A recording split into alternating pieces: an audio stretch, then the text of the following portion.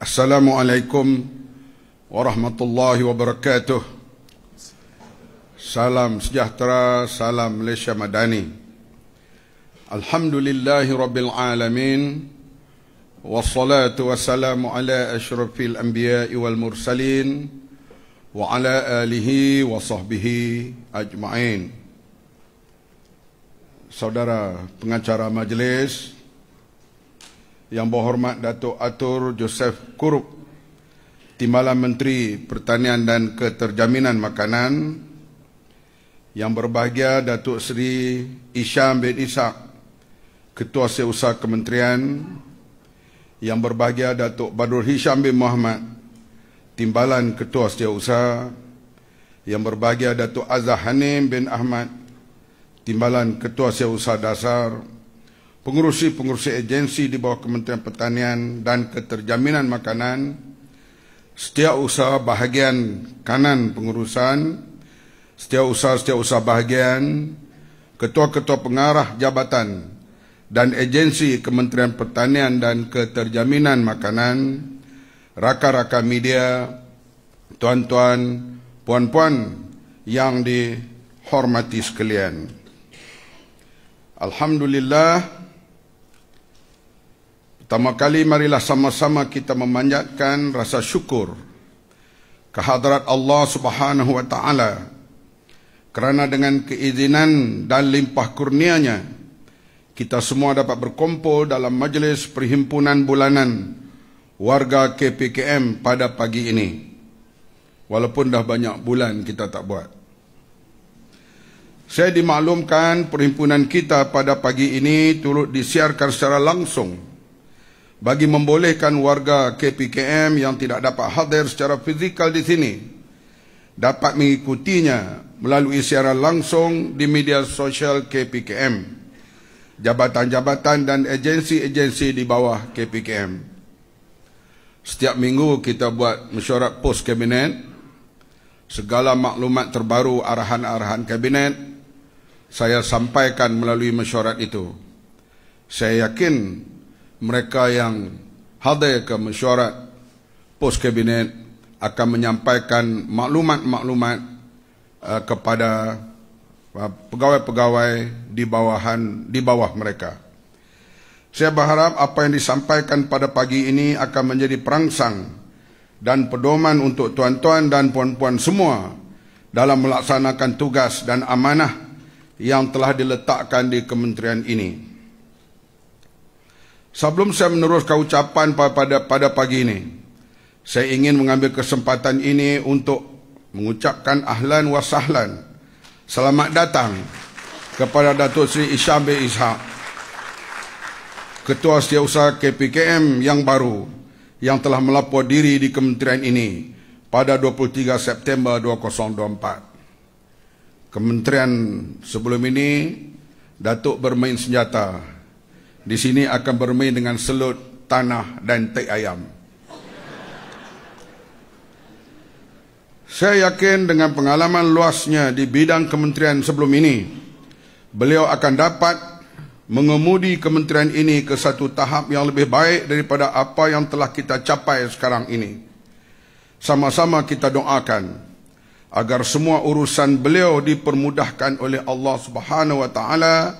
Dan yang lebih penting lagi, saya menyeru kepada semua warga KPKM supaya memberi taat setia dan sepenuh kerjasama kepada Datuk Seri Isham. Hadirin hadirat yang saya kasihi sekalian, 3 Disember 2024 nanti genaplah 2 tahun saya diberi amanah untuk menerujui kementerian ini. Banyak isu yang berkait dengan sektor pertanian dan keterjaminan makanan telah dapat kita tangani dan uruskan dengan baik. Antara pencapaian terbaru yang membanggakan kita semua adalah kejayaan MAHA 2024 yang berlangsung dari 11 hingga 22 September yang lalu. Saya ucap terima kasih kepada semua pegawai. Bila saya buat spot check, saya nampak semua pengarah-pengarah berada di tempat masing-masing sehinggalah tamat majlis. kecuali yang sakit. Saya tanya, saya pergi LKM, mana pengarahnya?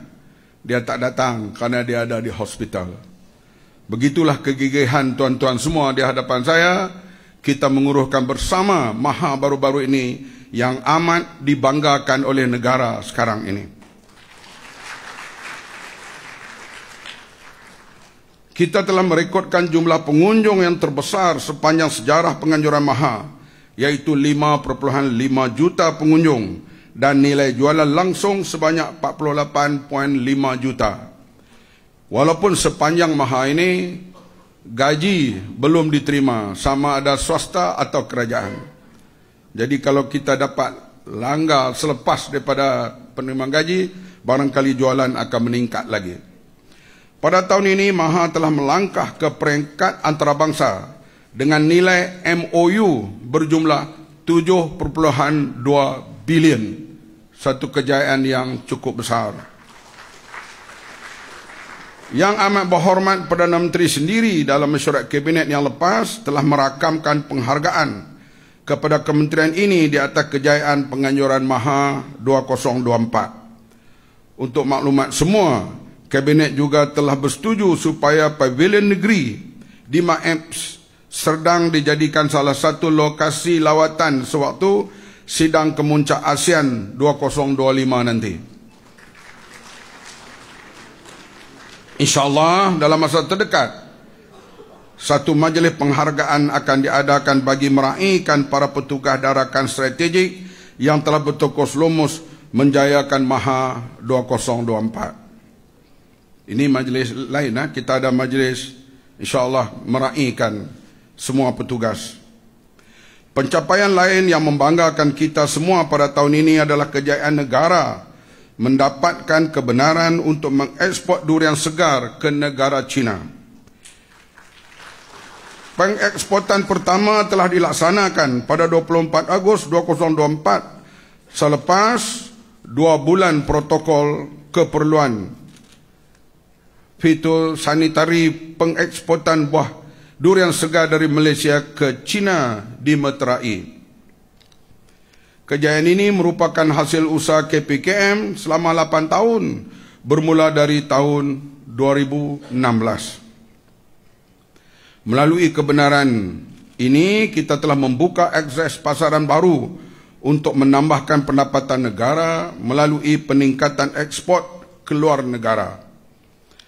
Dalam kesempatan ini, saya ingin melihat penyertaan daripada semua lapisan masyarakat termasuk kaum bumi putra supaya mengambil peluang dalam penanaman durian bagi meningkatkan pendapatan dan tahap sosioekonomi petani.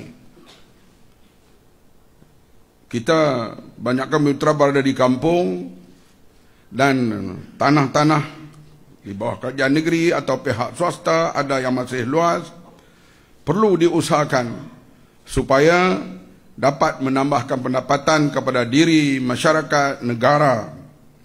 Dalam hubungan ini, Lembaga Pertubuhan Peladang LPP, Lembaga Pemasaran Pertanian FAMA dan juga bahagian pembangunan perniagaan dan pelaburan BDI, KPKM hendaklah di bawah KPKM hendaklah bekerjasama rapat ke arah merealisasikan impian ini.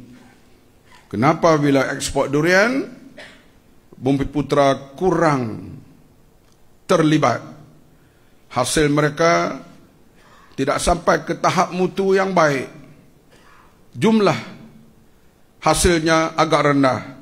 Perlu dipertingkatkan kerana durian perniagaannya, pemasarannya mempunyai masa depan yang cukup besar.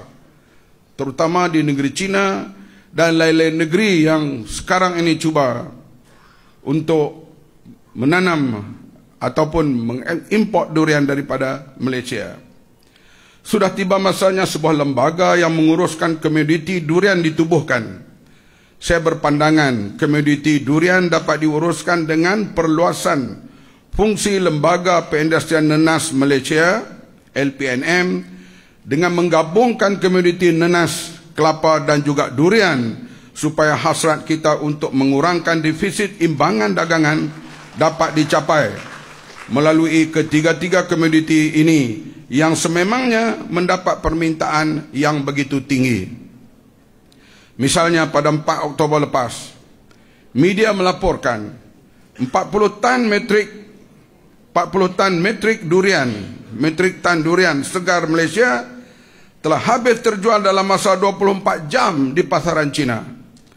Saya sendiri berada di supermarket bersama dengan Datuk KSU waktu itu, Datuk Lokman. Kita melihat sendiri bagaimana durian Malaysia menjadi rebutan. Begitu juga dengan nanas.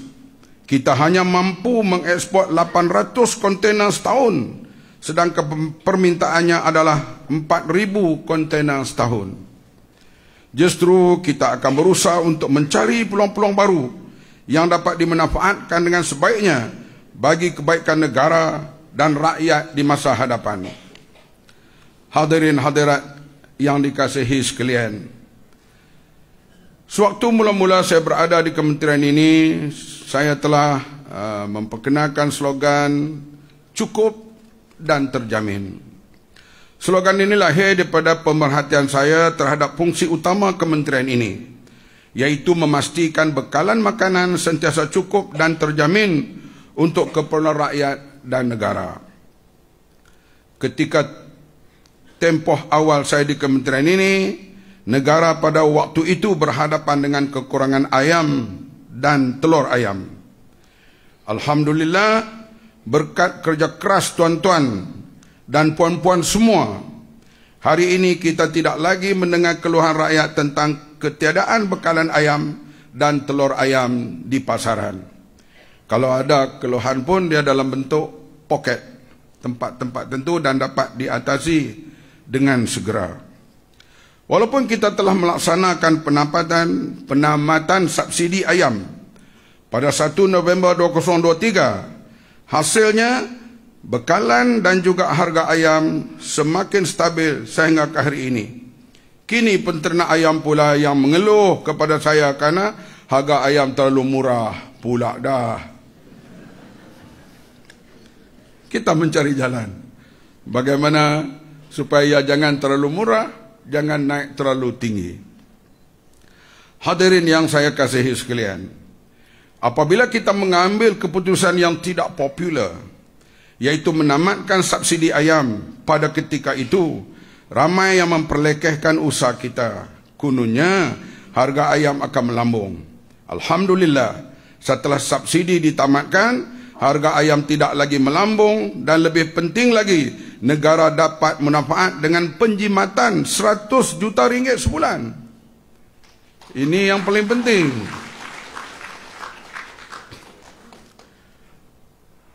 Saya bulan lepas melawat Brazil dan Peru. Dalam perbincangan dengan Menteri Pertanian Brazil, dia kemukakan kejayaan-kejayaan pertanian di Brazil. Di antaranya green corn. Mereka pengeluar nombor 1 dunia sekarang, mengatasi Amerika Syarikat. Kejayaan besar pertanian di Brazil, dia kata ada 3 faktor. Yang pertama, memiliki tanah yang luas. Yang kedua, menggunakan teknologi moden. Yang ketiga, tak ada subsidi. Boleh saya bercakap begitu di Malaysia ini? Lain padang, lain belalang. Itu di Brazil. Kita di sini masih lagi keperluan pelaksanaan subsidi itu. Justru saya berpandangan sudah tiba masanya kementerian ini mengkaji semula pemberian subsidi telur ayam bagi grade A, B dan C. Sekiranya bekalan telur tersebut telah kembali pulih dan stabil, adalah wajar kerajaan mempertimbangkan agar subsidi telur ini ditamatkan dan penjimatan itu dapat dimanfaatkan untuk membangunkan sektor agro makanan yang lain yang lebih mendesak. Hadirin hadirat yang saya kasihi sekalian, banyak lagi kejayaan lain yang telah kita capai dalam tempoh 2 tahun lepas. Namun, kini saya ingin memberi fokus kepada 2 aspek berikut. Pertama, ketiadaan beras putih tempatan di pasaran serta reformasi industri padi dan beras. Dan kedua, kadar sara diri daging yang rendah. Dalam Kementerian KPKM ini, semua pegawai-pegawai di hadapan saya sedar, lain-lain sektor kita boleh dikatakan mencapai apa yang dikenaki walaupun sasaran SSR itu tidak 100%. Tetapi kadang naik, kadangnya turun. Tetapi dua bidang ini kita masih jauh ketinggalan, yaitu kecukupan beras dan juga ruminan, yaitu kadar sara diri daging yang masih rendah. Di peringkat awal, saya memerlukan masa yang agak panjang untuk memahami keseluruhan rantaian nilai industri padi dan beras negara, memandangkan ia adalah sebuah industri yang sangat besar dan kompleks. Padi merupakan komoditi strategi negara yang memainkan peranan penting, bukan saja sebagai makanan asasi rakyat, tetapi juga sebagai sumber pendapatan bagi lebih 230,000 pesawah serta keluarga mereka. Justru, industri ini memberi kelangsungan hidup kepada lebih 1 juta isi rumah. Buat masa ini, pengeluaran beras tempatan hanya mampu membekalkan keperluan untuk 21 juta pengguna di Malaysia. Oleh kerana penduduk Malaysia melebihi 30 juta orang, sebagian lagi beras kita terpaksa diimport dari sumber luar melalui Bernas. Kita tidak boleh sewenang-wenangnya mengubah mana-mana polisi sedia ada, kerana ia ibarat sehelai kain sarung. Kalau ditarik ke atas, di bawah akan terlihat. Dan jika ditarik ke bawah, di atas akan terlihat. Kita tidur dalam sarung kain pelekat atau kain batik. Tutup kaki, kepala terbuka. Tutup kepala, kaki terbuka. Kena cari kain selimut baru. Oleh sebab itu, kementerian ini sangat berhati-hati ketika mahu melaksanakan reformasi ke arah industri ini, ke atas industri ini. Banyak sisi libat urus perlu dilaksanakan dan pelbagai lapisan masyarakat perlu disantuni untuk mendapatkan kaedah yang terbaik bagi menguruskan komoditi ini. Sebagaimana kita sedia maklum, antara isu besar tentang industri padi dan beras adalah isu kekurangan bekalan beras putih tempatan di pasaran. Setelah task force yang ditubuhkan melaksanakan tugas mereka untuk menyiasat, mengkaji dan memberikan cadangan untuk menyelesaikan isu ini, maka pada hari ini saya ingin mengumumkan beberapa langkah yang akan diambil untuk mereformasikan sektor ini. Yang pertama, pemantapan tata kelola sektor padi dan beras, yaitu pengasingan kuasa antara bahagian pembangunan industri padi dengan kawal selia padi, beras dan wakil kerajaan dalam Bernas akan segera dilaksanakan. Itu pengasingan kuasa, kawalan padi dan beras, kemudian pembangunan industri padi dan wakil kita dalam Bernas. 3 sektor ini naklah bermain peranan yang lebih aktif pada masa hadapan. Pengenalan kepada peraturan melarang campuran beras putih tempatan dengan beras putih import, pekeliling tentang peraturan ini akan dikeluarkan dalam masa yang terdekat. Pelaksanaan agenda reformasi perkhidmatan awam melalui kajian penggabungan kesemua penguatkuasa di bawah KPKM seperti KPB, Makis, DOA, DBS, DOF, Fama dan LKM. Semua penguatkuasa itu digabungkan yang berada di bawah Kementerian KPKM. Pengumuman reformasi pentadbiran yang sedang dilaksanakan di Lembaga Pertubuhan Peladang dan juga Pertubuhan Peladang Kebangsaan NAFAS dalam masa terdekat. Sukacita saya ingin umumkan melalui langkah-langkah yang diambil KPKM adalah kementerian yang pertama menyahut seruan yang amat berhormat Perdana Menteri untuk melaksanakan agenda reformasi perkhidmatan awam melalui penggabungan penguatkuasaan di bawah KPKM. Ingin saya tegaskan bahawa reformasi yang sedang diusahakan kementerian ini bukanlah kerana ada agenda politik, tapi ia dilakukan adalah untuk kebaikan dan masa depan industri padi dan beras negara.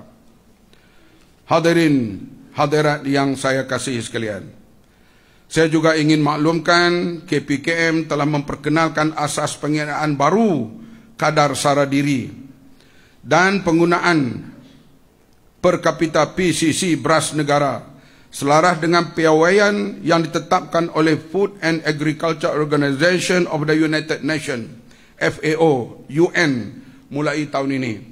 So kadar baru beras ini telah dipersetujui, DOSEM telah mengesyorkan supaya kita membuat perkiraan kadar baru. Menerusi kaedah baru ini, pihak KPKM telah menentukan asas pengiraan pengeluaran padi pada tahun 2023 dengan mengambil kira jumlah padi bersih yang akan diproses kepada beras sahaja. Artinya yang penyediaan benih, stok dan sebagainya itu tidak dikira dalam pendapatan ataupun jumlah beras yang boleh digunakan. Pengiraan ini tidak termasuk jumlah pengeluaran padi yang dikhususkan untuk tujuan benih pada tahun yang sama. Sehubungan itu, melalui pelarasan semula metodologi pengiraan SSR dan PCC beras menggunakan kaedah baru ini, pada tahun 2023 SSR beras negara adalah pada kadar 56.2% berbanding dengan 57.9% pada tahun 2022. Pengumuman yang lebih terperinci berkaitan kaedah baru pengiraan SSR beras negara akan dimaklumkan melalui siaran media pada 11 hari bulan nanti. Pada pagi yang mulia ini, saya ingin merakamkan ucapan penghargaan dan terima kasih kepada Yang Amat Berhormat Premier Sarawak yang telah mengumumkan peruntukan 500 juta ringgit akan disediakan dalam Belanjawan Sarawak 2025 untuk meningkatkan pengeluaran padi dan beras di negeri itu.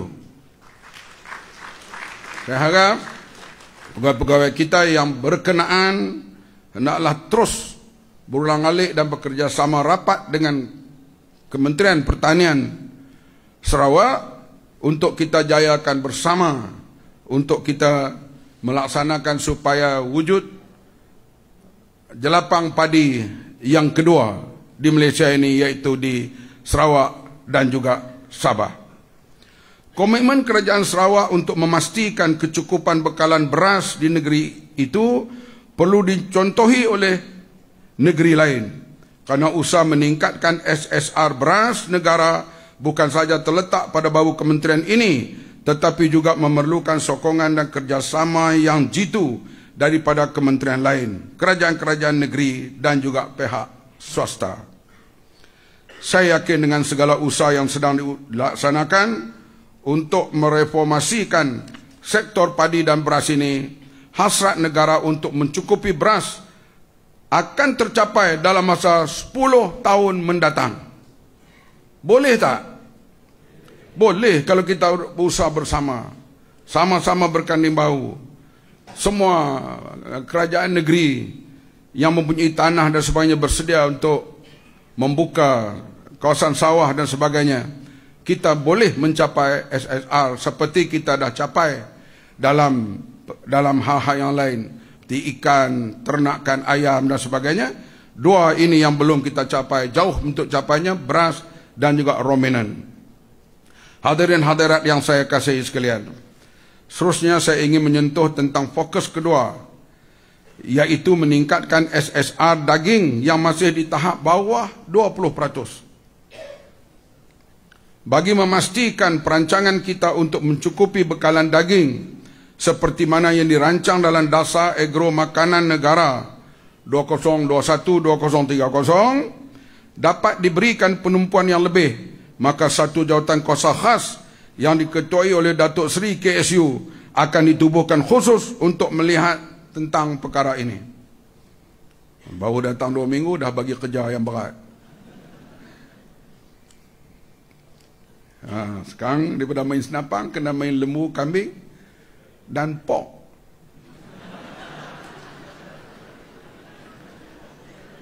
Sebab itu tanggungjawab daripada kementerian kita.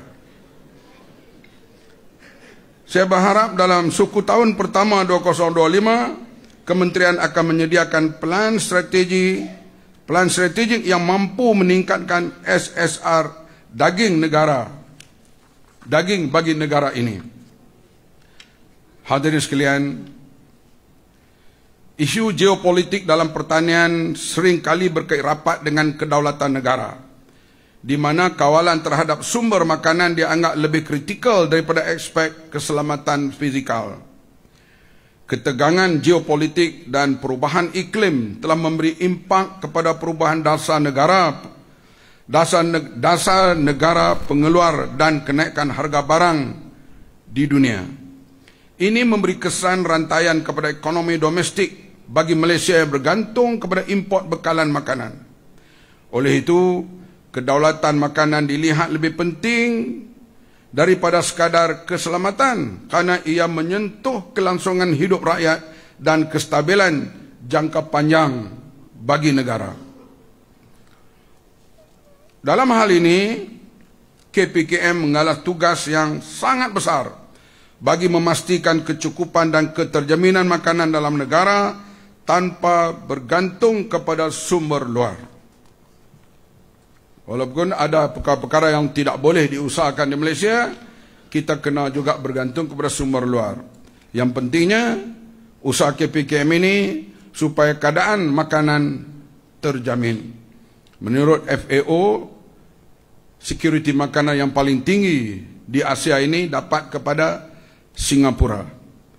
Singapura, apa yang mereka tanam, tapi mereka menyediakan di seluruh negara di luar daripada Singapura, mereka ada reverse investment untuk keselamatan kedaulatan atau keselamatan makanan bagi rakyat mereka.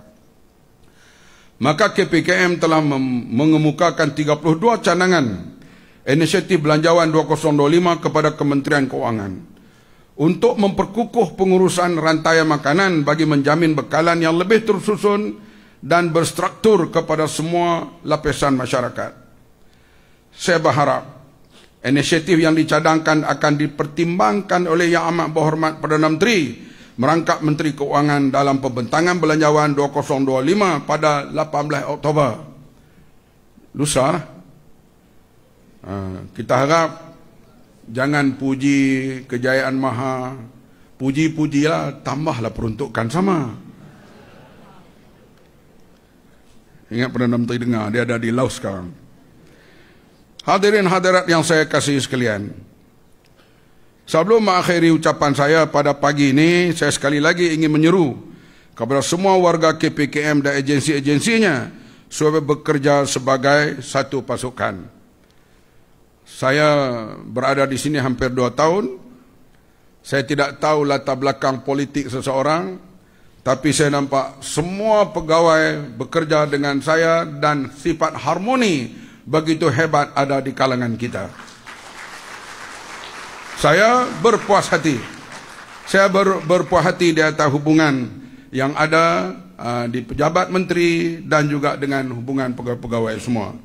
Harap erat itu, persahabatan itu, kerjasama itu dapat kita teruskan. Sebab kita bekerja dan sampailah habis tempoh, iaitu pencen umur 60 tahun, atau bagi kami ini, kalau kalah pilihan raya.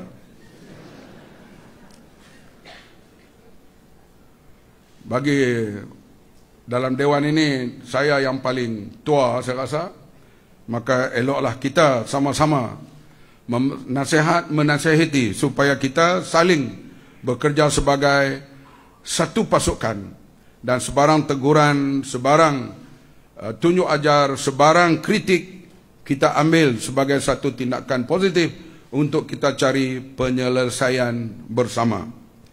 Dan saya sebut tadi, kita juga berusaha, pegawai-pegawai kita yang ada di sini cuba mencari jalan bagaimana nak mengangkat martabat Bumi Putra dalam pertanian ini, supaya dia jadikan satu industri dalam hal bawang, dalam hal nenas, dalam durian, dalam hal ikan dan sebagainya.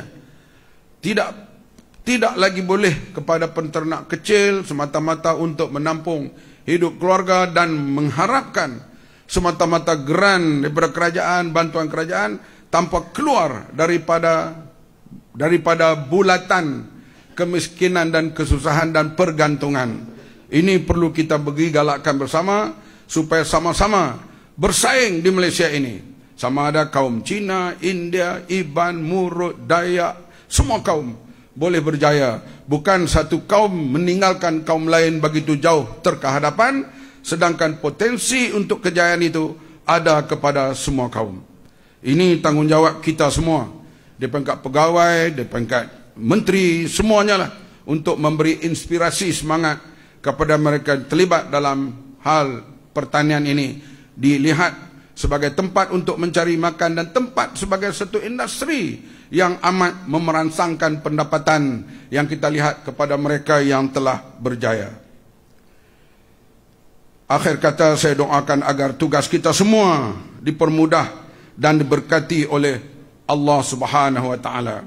Lepas ini kita ada majlis lagi, iaitu majlis appreciate apa tu? Apresiasi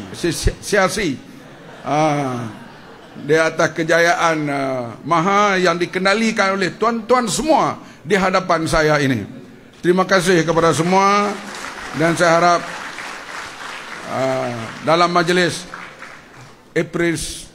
appreciate itu datanglah beramai dan kita bertemu dan bermesra di situ, yaitu di atas kejayaan kita bersama dalam menjayakan Maha dan kejayaan-kejayaan yang lain yang akan kita tempuh pada masa yang akan datang. Sekian dulu, wabillahi taufiq wal hidayah. Wassalamualaikum warahmatullahi wabarakatuh.